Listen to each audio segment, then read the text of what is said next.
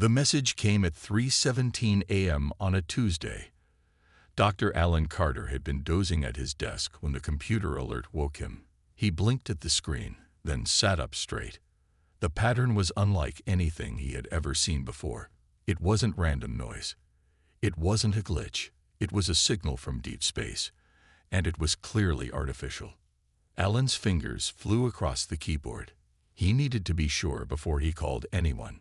After 20 minutes of checking and rechecking, he reached for the phone. "Sir, I'm sorry to wake you, but you need to see this." 6 hours later, the small observation room at NASA's listening post was packed with people. Military officers stood alongside scientists, all staring at the screens. "Could it be a hoax?"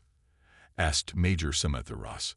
Her uniform was perfectly pressed despite the early hour, and her eyes never left the data display. "No chance," said Alan.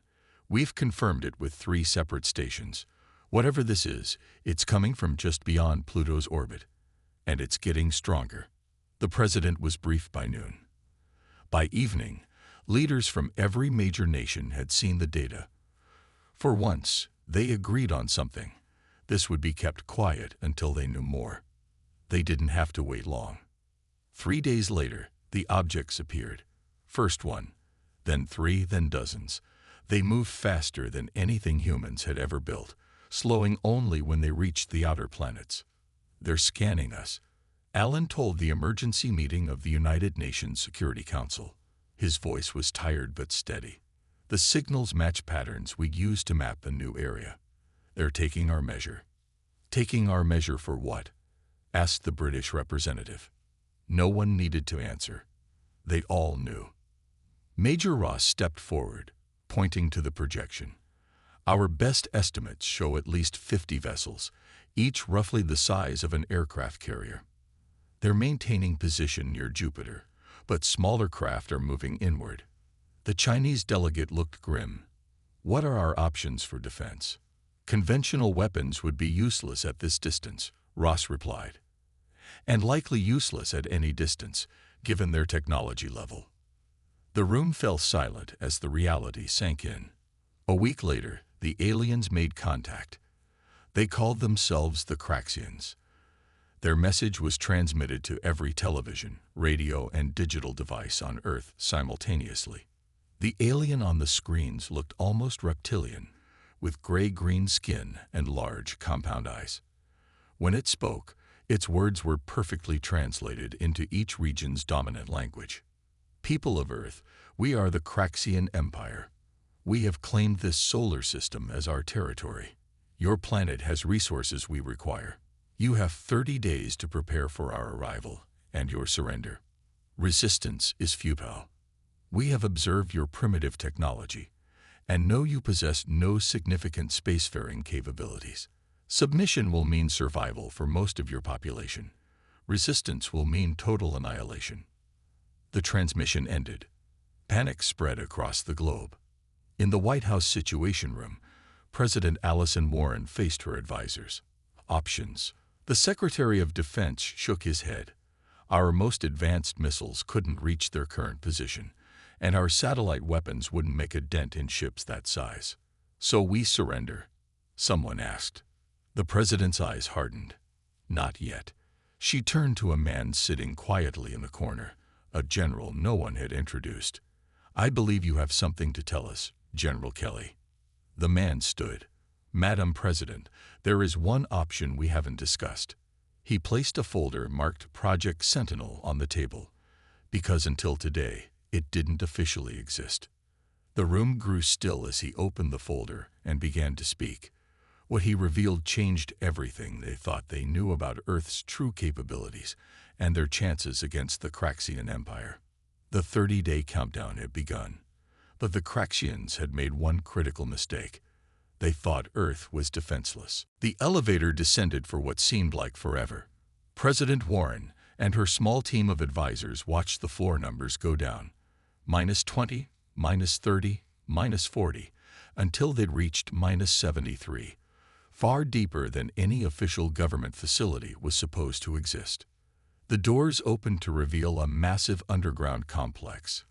Men and women in uniforms without insignia moved with purpose through the brightly lit hallways. No one seemed surprised by the president's arrival. Colonel Frank Phillips met them at the entrance.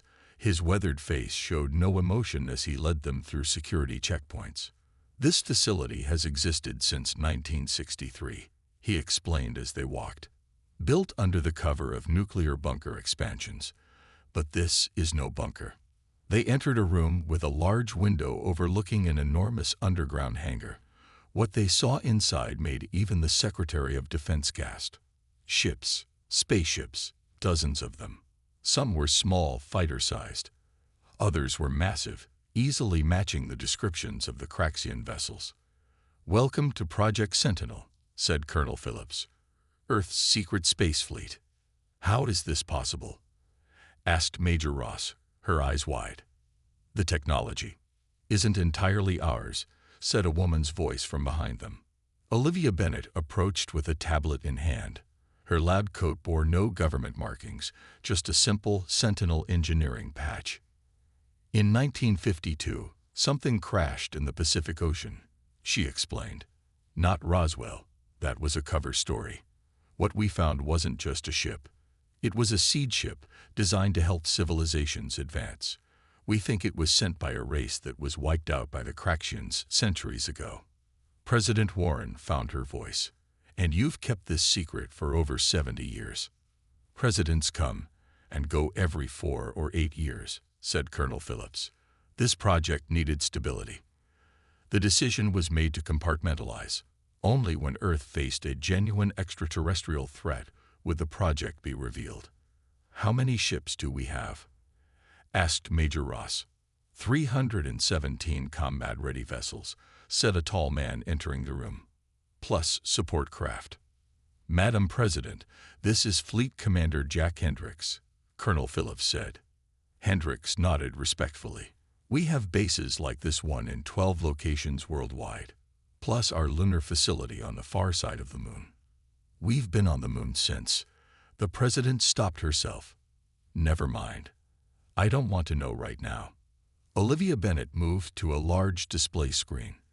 "The ships use a modified version of the alien technology. Some are pure combat vessels. Others are carriers for our fighters." "Do we have pilots?" Major Ross asked. "Some military, some civilian recruits with exceptional abilities," said Commander Hendricks.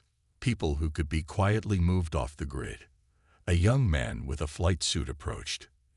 "Ethan Miller," he introduced himself. "Former crop duster from Iowa. Turns out the skills translate pretty well to space fighters." "We need more like him," said Colonel Phillips. "The Craxians have numbers on their side." President Warren studied the assembled group. "What are our chances?"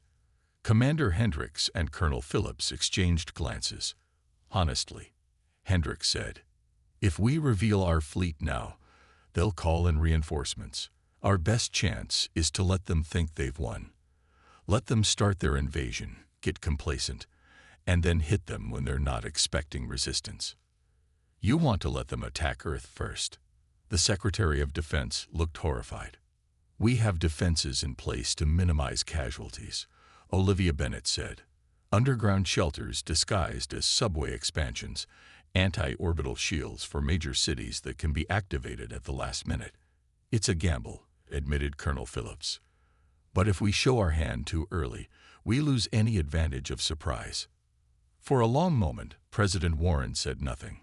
Then she straightened her shoulders. "You have 23 days to prepare.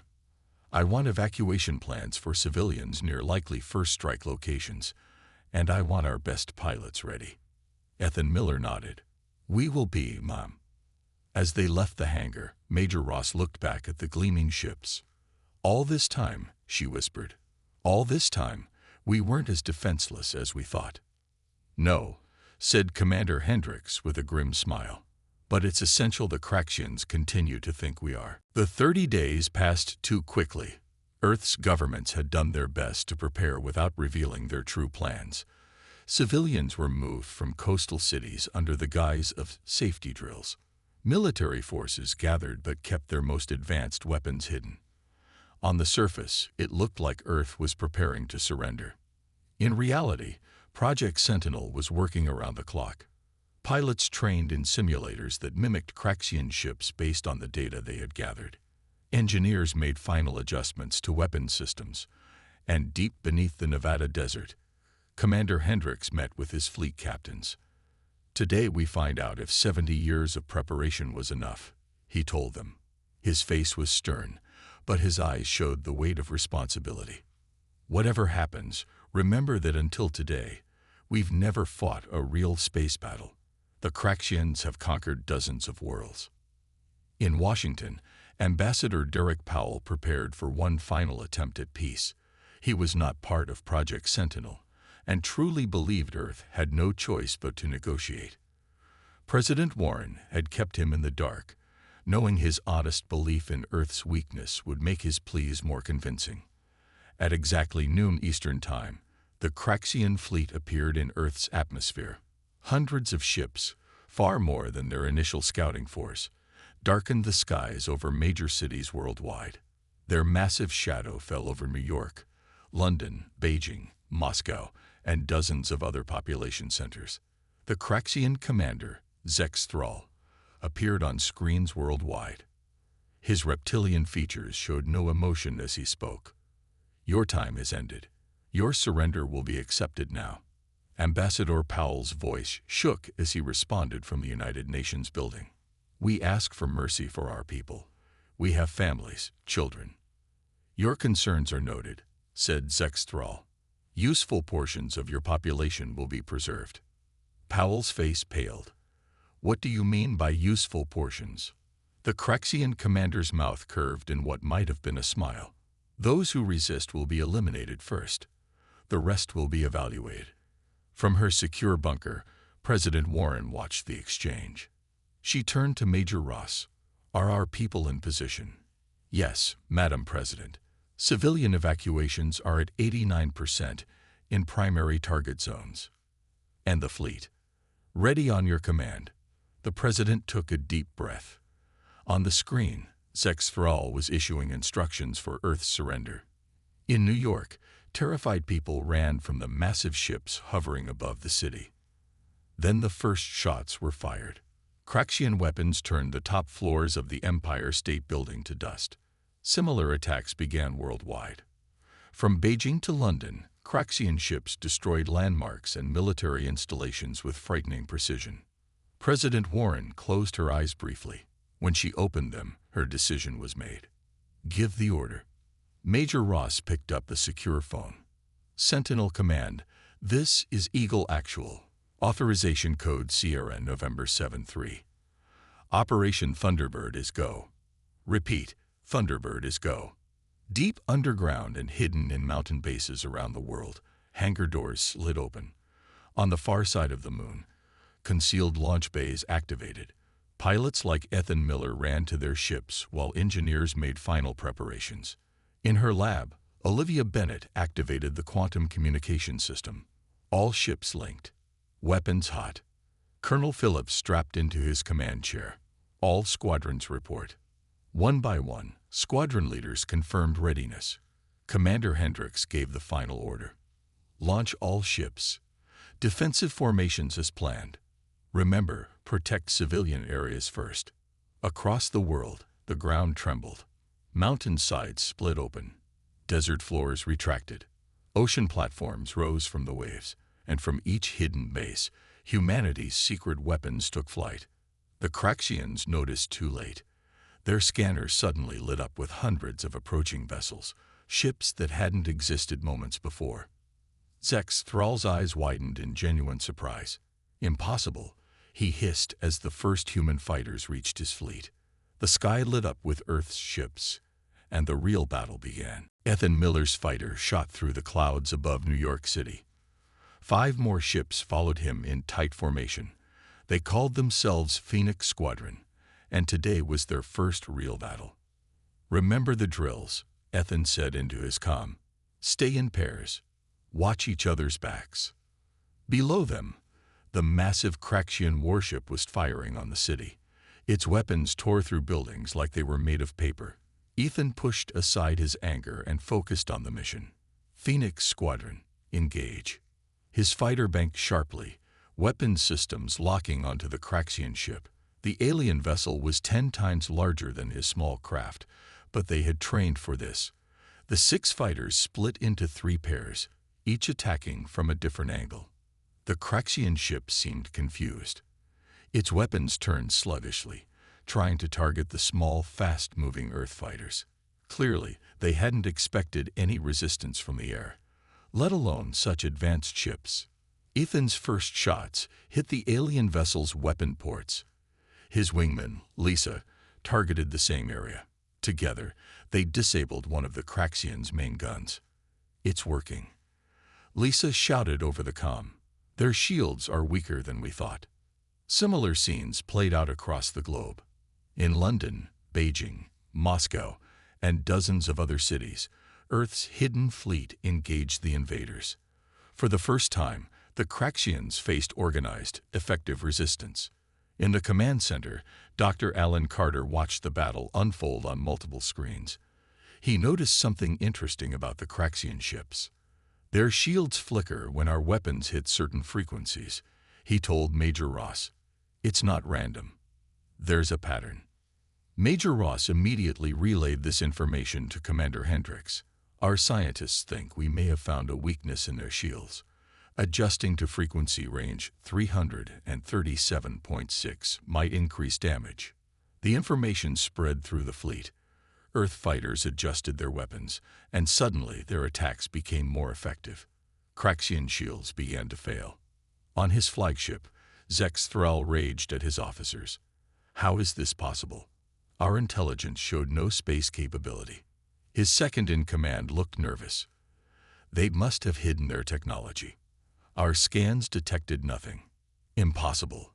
Zex Thrall slammed his fist down. "No species can hide an entire fleet." But the evidence was undeniable. The view screen showed hundreds of Earth ships engaging his forces, and they were winning. "Call for reinforcements," Zex Thrall ordered. "All available ships in the sector." Back on Earth, Colonel Phillips led a daring assault on one of the largest Craxian vessels, hovering over Washington, D.C. His heavy cruiser, accompanied by 12 fighters, approached from below. "Target their engine systems," he ordered. "If we can disable that ship, we can protect the capital." His weapons officer, a young woman named Karen, nodded. "Targeting engines. Firing now." Their attack caught the Craxian vessel by surprise. Phillips' ship fired its main weapons directly at the alien craft's propulsion system. The Craxian ship shuddered, then began to drift. "We've disabled their engines," Karen shouted. "They're losing altitude."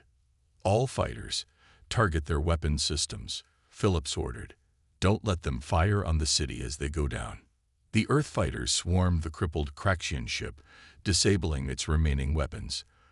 The massive vessel crashed into the Potomac River, sending up a huge plume of water, but avoiding damage to the city.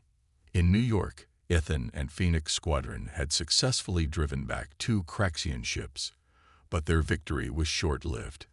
His radar screen suddenly lit up with new contacts. "Command, this is Phoenix Lead," he called. "We have multiple new contacts approaching, counting at least 30 new Craxian vessels entering Earth's atmosphere." Commander Hendricks' voice was grim when he responded. "We're seeing them worldwide. Craxian reinforcements have arrived."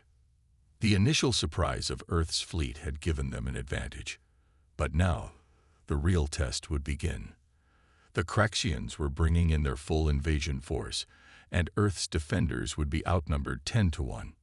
Ethan looked at the approaching enemy ships. "Phoenix Squadron, form up. This is just getting started." The battle turned against Earth within hours. The Craxian reinforcements were not just more numerous. They were better armed. These were their elite warships, not the advance force Earth had initially faced. Ethan's Phoenix Squadron fought desperately above New York. Of his original 6 fighters, only 3 remained. Lisa's ship took a direct hit and spun toward the ocean, ejecting. She shouted over the comm before her fighter exploded. Ethan saw her escape pod deploy. but had no time to check if she survived. 2 Craxian fighters were on his tail. "Phoenix 3, I need help here," he called. "Can't reach you," came the reply. "We're surrounded." Ethan pushed his fighter into a tight dive, skimming between buildings. The Craxian ships followed. They were good, but not used to flying in Earth's atmosphere or around tall structures. Ethan used this to his advantage, making sharp turns around skyscrapers. 1 Craxian fighter crashed into a building. The other stayed on him. Similar scenes played out worldwide. Earth's surprise advantage had faded. Now it was a battle of numbers and firepower, and humanity was losing. In the Nevada Command Center, Commander Hendricks watched the battle reports come in. "We're losing ships too quickly," he told President Warren. "At this rate, we'll be overwhelmed in 12 hours. The president's face was grim. "What about the civilians?" "Evacuation continues, but we can't get everyone to safety in time." In her lab, Olivia Bennett worked frantically with Dr. Carter. The data from the battle had given them new insights into Craxian technology. "Look at this," Carter said, pointing to his screen. "When our weapons hit their shields at exactly 337.6 frequency, we get a 43% increase in damage. But if we modulate to 338.2, their systems seem to absorb the energy." Bennett's eyes widened. "It's not just absorbing it, it's resonating. Like a tuning fork." She pulled up another screen. "When energy at that exact frequency hits their systems, it cascades," Carter finished. "That's why they're so careful to avoid that frequency range in their own weapons." "It's a critical vulnerability," Bennett said. "If we could hit enough of their ships with that exact frequency, we could shut down their entire fleet." Major Ross entered the lab. "Tell me you have something. We're losing out there." Bennett explained their discovery. "It's like an allergy. Their technology has a fatal sensitivity to this specific frequency. Hit them with enough of it, and their systems shut down." "How do we deliver it?" Ross asked. "Our fighters are being shot down too fast. We need to get closer to their command ship," Carter said. "If we can deploy the frequency there, it would affect all ships within the command network." Ross called Commander Hendricks. "Sir, we might have a way to stop them, but we need to get close to the Craxian flagship." Hendricks didn't hesitate. "Colonel Phillips has our largest remaining vessel. If anyone can get close enough, it's him." Within minutes, Phillips received his orders. His ship had taken damage, but was still combat-worthy. "We'll need a distraction," he told his crew, "and a way to deploy this frequency weapon." Bennett contacted Phillips. "I'm sending the specs now. Your ship's communication array can be modified to broadcast at the required frequency, but you'll need to get within 2 kilometers of their command ship." 2 kilometers. Phillips shook his head. "That's suicide range." "It's our only chance," Hendricks told him. "I'm ordering all remaining fighters to provide cover for your approach." Ethan received the order while still evading Craxian fighters over New York. "Phoenix Squadron, break off current engagement." New mission priority. What remained of Earth's fleet regrouped. Their plan was simple but desperate. Colonel Phillips would lead a direct assault on the Craxian flagship, while all other ships provided protection. If they could get close enough to deploy the frequency weapon, they might save Earth. If not, humanity faced certain defeat. Phillips looked at his crew. "This is what we trained for. One shot to save our world." His ship turned toward the massive Craxian flagship hovering above the ruins of London. The final push was about to begin. Colonel Phillips' ship, the Defender, pushed through the debris of fallen spacecraft. Both human and Craxian vessels drifted in Earth's orbit, silent testimony to the battle's cost. His crew worked quietly, each person knowing this might be their final mission. "Distance to target?" Phillips asked. 8 kilometers and closing, his navigator responded. "Craxian flagship still holds position over London." "Enemy fighters approaching," called the radar operator. "At least 30 of them." Phillips nodded. "As expected. All gunners to stations. Fighters, provide us cover." What remained of Earth's fleet moved to protect the Defender. Ethan led Phoenix Squadron, now just 2 ships, directly into the path of the approaching Craxian fighters. "We need to keep them busy for 3 more minutes," Ethan told his wingman. "That's how long until the Defender gets in range." They engaged the enemy, darting between larger vessels, drawing fire away from Philip's ship. Ethan's fighter took a hit to the wing, but he kept flying. Nothing mattered except giving the Defender those 3 minutes. On the Defender, Olivia Bennett made final adjustments to the frequency weapon. "Once we activate this, we'll have about 30 seconds before the Craxians figure out what we're doing and try to adapt." "Will it work from this distance?" Phillips asked. "We need to get closer," Bennett insisted. 2 kilometers was the minimum. "Any farther, and the effect weakens too much." Phillips looked at the tactical display.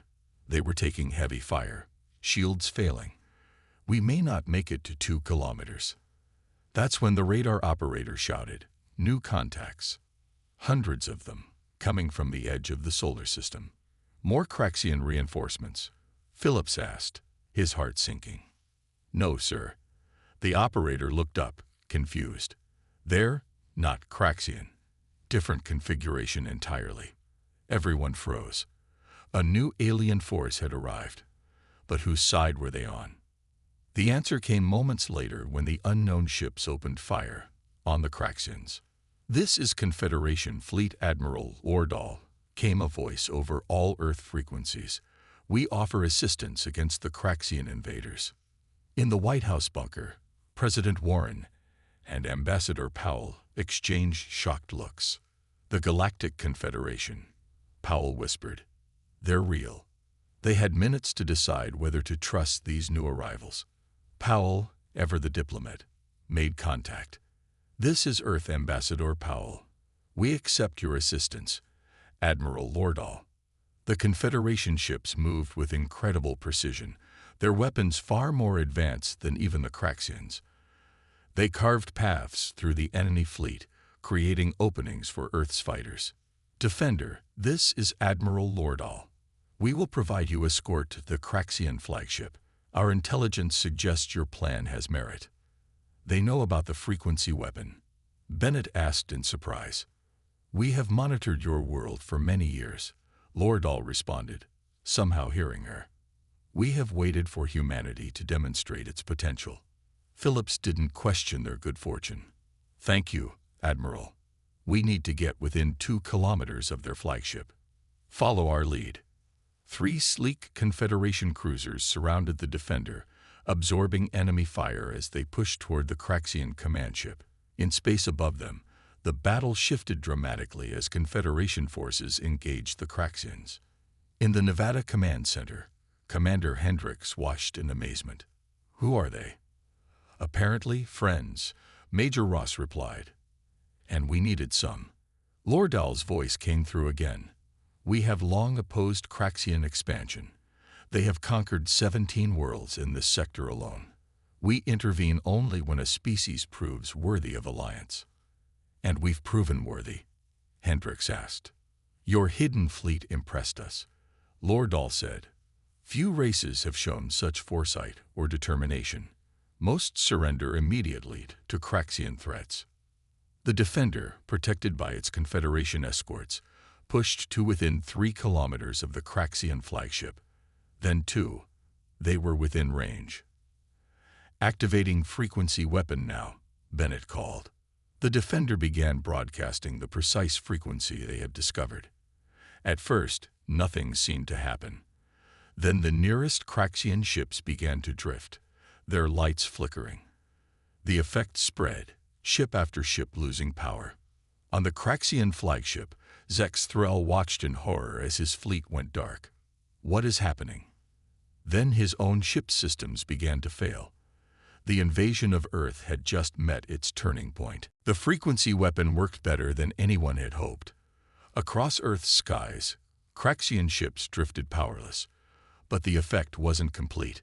The Craxian flagship, larger and better shielded than the others, still had partial power.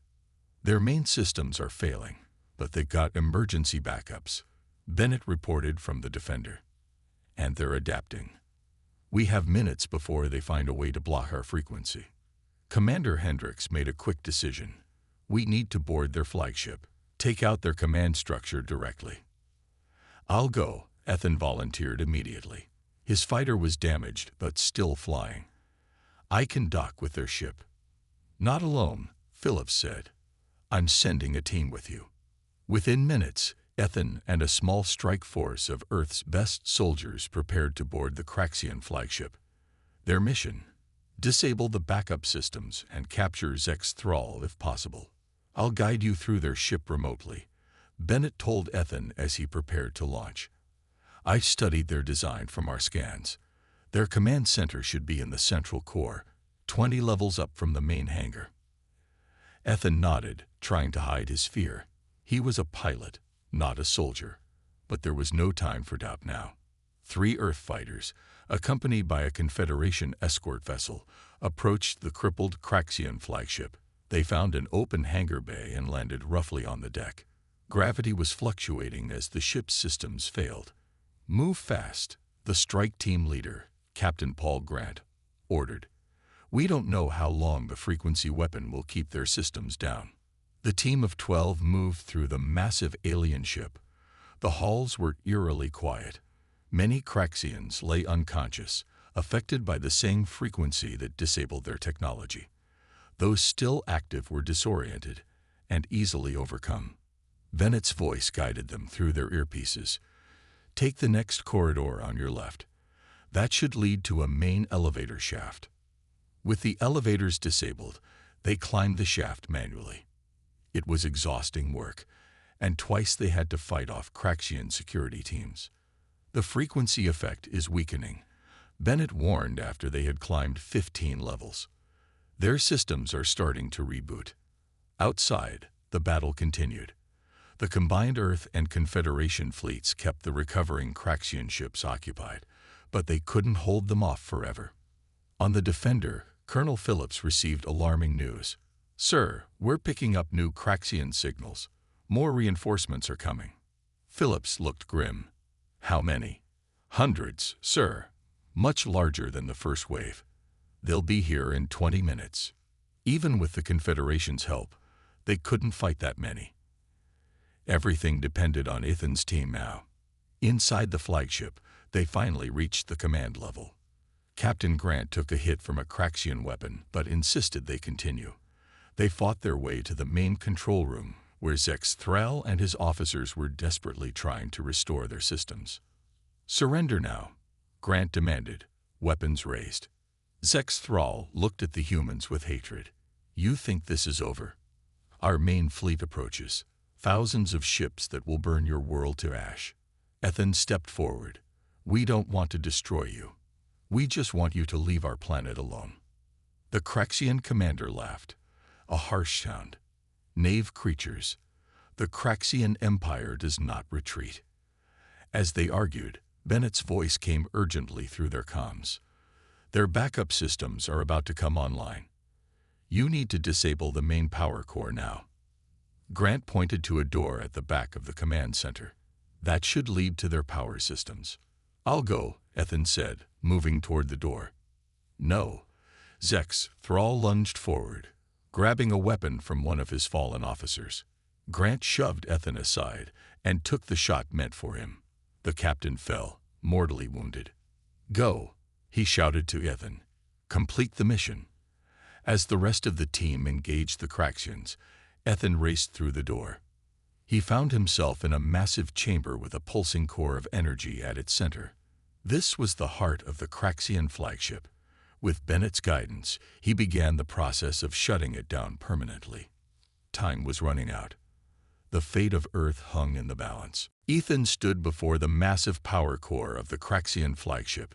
Its pulsing blue light cast strange shadows across his face. He took a deep breath and touched his earpiece. I'm at the core. What do I do now? Bennett's voice came through with static. The frequency weapon weakened their systems, but their backups are coming online. You need to overload the core. How do I do that? There should be control panels on either side. I need you to reverse the energy flow. Ethan moved to the nearest panel. The symbols were alien, but Bennett guided him through the process. As he worked, the ship trembled around him. The battle outside continued. In the command center, the remaining Earth soldiers held Zex Thrall and his officers at gunpoint. The Craxian commander sneered at them. "Your efforts are pointless. Our main fleet will arrive within minutes." On the Defender, Colonel Phillips watched his radar with growing concern. The Craxian reinforcements were getting closer. Even with the Confederation's help, they couldn't win against so many. "How's our boarding team doing?" he asked. "Still on the flagship," came the reply. "Miller is at the core now." Phillips nodded grimly. "Tell them to hurry." Inside the power core, alarms began to sound as Ethan completed the final adjustments. The blue light turned red, pulsing faster. "It's working," Bennett said. "The core is overloading. You need to get out of there now." Ethan ran back toward the command center. The ship shook violently around him. When he reached the others, he found a standoff. 3 Earth soldiers remained, still holding the Craxians at gunpoint. "We need to go," Ethan said. "This whole ship is about to blow." "What about them?" one soldier asked, nodding toward Zex Thrall. Ethan looked at the Craxian commander. "They can come with us or stay with their ship. Their choice." Zex Thrall's eyes narrowed. "We do not surrender." "This isn't about surrender," Ethan said. "It's about survival. The war is over." For a moment, no one moved. Then one of the Craxian officers stepped forward. "I will come." Zex Thrall hissed in anger. "Traitor." More officers joined the first one. Only Zex Thrall and 2 others remained defiant. "Last chance," Ethan said as the ship trembled more violently. The Craxian commander stood his ground. "The Empire does not retreat." Ethan and the Earth soldiers led the surrendering Craxians through the failing ship. They reached their fighters just as systems began exploding around them. With the captured officers squeezed into every available space, they launched from the hangar bay. Behind them, the Craxian flagship erupted in a massive explosion. The shockwave pushed their small ships, but they rode it out. As the flagship died, a signal spread through the Craxian fleet. Ship after ship lost power completely as the frequency weapon, amplified by the exploding core, spread throughout their network. In the Nevada Command Center, cheers erupted as they watched the Craxian ships go dark. "The incoming reinforcements are turning around," Major Ross reported with amazement. "They're retreating." 2 days later, Earth began to rebuild. The cost had been high, cities damaged, thousands of lives lost. But they had survived. The captured Craxian officers provided valuable information about their empire and technology. In the White House, now partially rebuilt, President Warren met with Admiral Lordahl and Earth's heroes.